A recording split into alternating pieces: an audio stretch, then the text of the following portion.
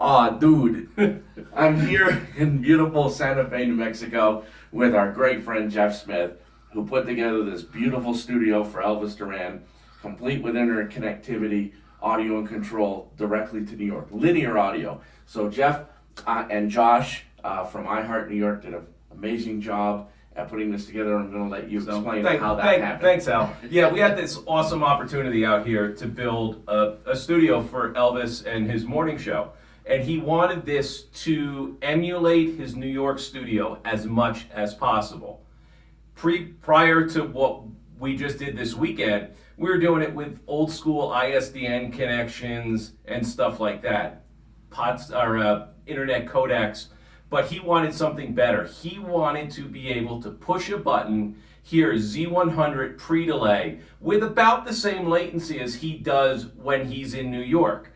So you can see on the console here, we actually have a button labeled pre-delay, exactly like he has in New York, because we wanted to keep things as similar. When I push it, there's Z100 pre-delay.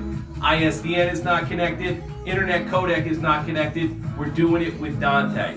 We're doing this linear connection between Santa Fe and New York over a 10 megabit private Ethernet, Metro Ethernet link between Santa Fe and New York.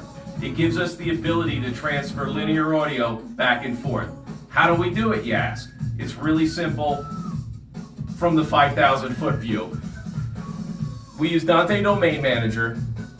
We created one domain. It's our New York City domain. We use a lot of Dante in New York. We added a second location called Santa Fe to that domain. What adding a second location allowed us to do is put a GPS clock in each location. So we have a GPS Time Machine 2000 clock here. We have a GPS Time Machine 2000 clock in New York. And the Dante networks are synced to those GPS clocks in each location, but on the same domain. And keeping it on the same domain allows us to share resources from New York out here to Santa Fe. And the timing works out because it's synced on both ends. The internet and even private Ethernet links do this really wacky thing. They don't care about broadcasters. They don't care about transporting audio that's not encapsulated in a codec, because they cater to businesses. They cater to the big boys of the world. They don't really care about a small-time connection like this. So throughout the network, they re-timestamp it. It makes it a lot more efficient when you're connecting to a printer or to a database or something like that.